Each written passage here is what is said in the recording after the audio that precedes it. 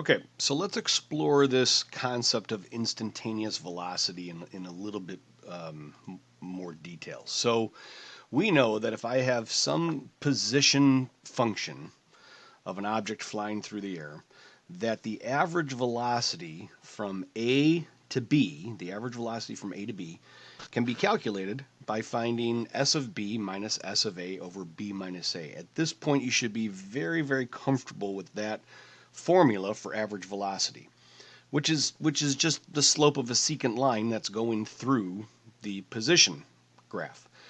Now, the instantaneous velocity at A, at that starting point at A, is the limit of the average velocity as B approaches A. In other words, if this is A and this is B, if this represents an average velocity from A to B, as I move B closer and closer and closer to A, so as I let B approach A, then that average velocity on that tiny little interval, that average velocity starts behaving more like an instantaneous velocity at t equals A.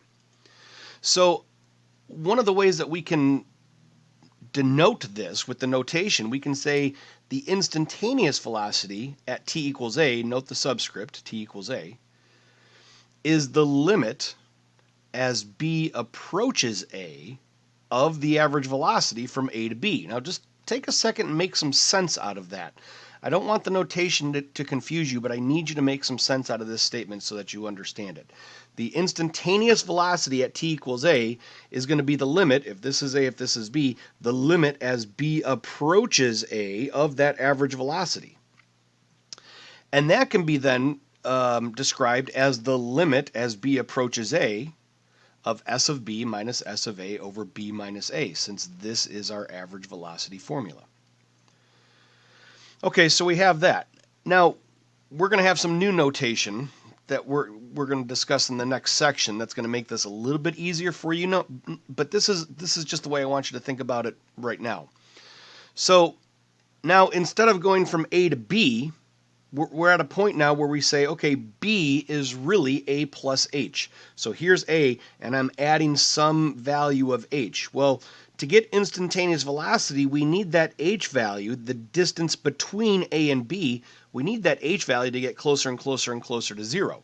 So we can say this: the instantaneous velocity at t equals A is the limit as H approaches 0 of the average velocity from A to A plus H.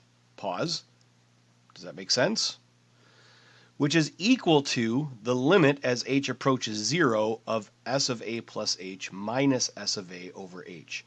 And this right here is another formula that you should be pretty comfortable with right now, which would be the average velocity from A to A plus H. But we're going to let H get as close to 0 as we want.